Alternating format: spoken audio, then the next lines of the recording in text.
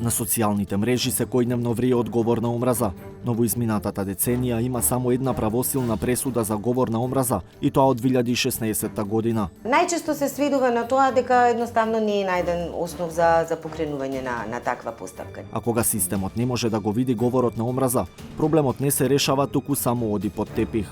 Не сум поднела приставка затоа што едноставно решавам дека и да го поднесем сето тоа пак нема да има никаква разрешница. За разлика од домашната, праксата на Европскиот суд за човекови права има јасно дефинирани норми за тестирање дали одреден случај е кривично дело. Советот на Европа има развиено алатка врз основа на праксата на Европскиот суд која што им помага на практичарите како да идентификуваат случај на говор на омраза, наспроти слободата на изразување. Кои се најчестите причини поради кои обвинителството не ги турка докрај случаите со говор на омраза, насочени кон маргинализирани групи. Во 2014 година, група насилници го демолираа кафулето Дамар во Скопје и ги нападнаа гостите кои славеа роден ден на ЛГБТИ Центарот за поддршка.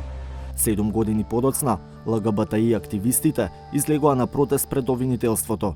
Причината е тоа што истражните органи никогаш не ги гонеа виновниците, под изговор дека немаат форензика и технички услови да спроведат истрага за настанот. Со ова непостапување, тие не само што го покриваат ова злосторство од омраза, туку ги обесхрабруваат сите други кои доживуваат насилство, за кои ние знаеме, да не пријавуваат. Како обвинителството се справува со нападите кон припадниците на ЛГБТИ заедницата, но и со говорот на омраза, на своја кожа осетила Лила Милич. Ова трансродово лице поднело пријава до МВР во 2016 година поради смејување од припадници на полицијата за нејзиниот род. 5 години подоцна, случајот нема епилог.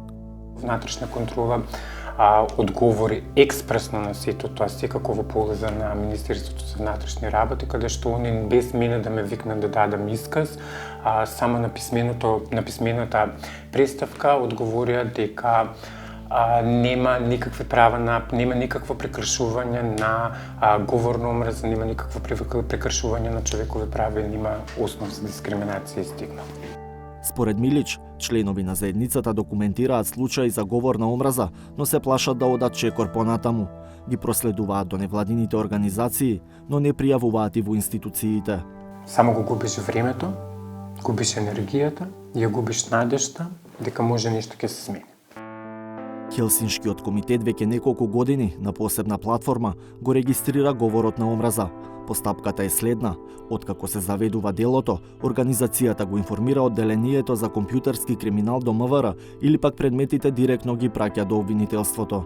Од нашата комуникација со Министерството за внатрешни работи дознаваме дека тие понатаму ги доставуваат тие случаи до обвинителство, меѓутоа после тоа не добиваат никаква информација. Истото се случува и кога ние самите лично, кога станува збор за стратешки, да речам, случај, поднесуваме самите кривична пријава директно до обвинителство. Значи, долго време не добиваме никаков одговор и до сега сите наши кривични пријави за говор на омраза се од страна на обвинителството одбиени. Статистиката на Хелсиншкиот комитет покажува дека во 2020 година биле регистрирани вкупно 1233 случаи за говор на омраза по сите основи, што представува зголемување до 130% во споредба со 2019 година.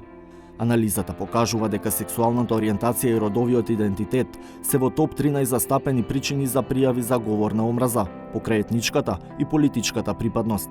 Генерално, праксата со високи бројки се пресликува и во тековната 2021 година. Но обвинителството едноставно не наоѓа основа за покренување кривична постапка, вели извршната директорка на Хелсиншкиот комитет Уранија Пировска. Она што главно произлегува од тие состаноци е дека обвинителството нема доволно капацитети, особено кога станува збор за вештачење на тие случаи, бидејќи најголемиот дел на случаи на говор на омраза се на социјалните мрежи, односно Facebook. Да се најде, односно да се доведе во врска одреден Facebook статус со IP адреса на личноста која што го напишала статусот кој содржи елементи на говор на омраза. Од Скопското јавно обвинителство вела дека пречка е и тоа што говорот на омраза не е санкциониран како посебно кривично дело во кривичниот законник, па посочуваат дека она што во јавноста се перцепира како говор на омраза, најчесто изразено преку кривичните дела, ширење на расистички и ксенофобичен материјал по пат на компјутерски систем, загрозување на сигурноста и други кривични дела.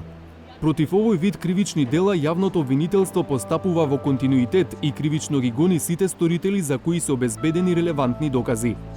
Делата клевета и навреда пак, кои исто така во дел од јавноста се перципираат како говор на омраза, се целосно декриминализирани во македонското законодавство и за нив може да биде поведена само граѓанска постапка. Сепак, динамичниот развој на интернет платформите преку кои се почесто се комуницира, но и се информира јавноста, укажуваат на потребата за определени законски измени кои би овозможиле попрецизно санкционирање на говорот на омраза на интернет, но и би го олесниле кривичниот прогон и обезбедувањето на доказите за овој тип постапки. Правната застапничка на коалицијата Маргини, Наташа Бошкова, досегашните одлуки на обвинителството ги класифицира во 3 категории, каде обвинителството воопшто не постапува, каде обвинителството смета дека пријавеното не е дело кое се гони по службена должност и каде говорот на омраза не е санкциониран со кривичниот законник, како што веќе и одговори од институцијата. Во одредени случаи каде што велат дека кривичниот законник не го регулира или не го забранува говорот на омраза, се укажува на тоа дека таму нема познавање на примената на праксата на Европскиот суд за човекови права и меѓународните стандарди. И постоечкиот кривичен законник има кривични дела под кои што може да се подведат одредени действија на говор на омраза, иако експлицитно како говор на омраза не се спомнува во кривичниот законник. Меѓу другото, Бошкова напоменува дека Советот на Европа има развиено алатка врз основа на праксата на Европскиот суд за човекови права, која помага како да се идентификува случај на говор на омраза наспроти слободата на изразување. Битно е од кого доаѓа говорот на омраза, значи дали е тоа лице на кој што јавноста му верува, кон кого е упатено, дали тоа станува збор за една маргинализирана група која што историски е изложена на стереотипизирање, има помалку пристап до услуги, има помалку или воопшто нема политички глас. Бројот на публиката, начинот на кој што се дисеминира говорот на омраза, континуитетот, траењето, повторувањето, потоа намерата. Толеранцијата на говорот на омраза води кон дела од омраза. Од почетокот на 2018 година, МВР започна со месечно евидентирање на кривичните дела од омраза. 360 степени побара, но не доби ажурирани информации за бројките до крајот на 2021 година.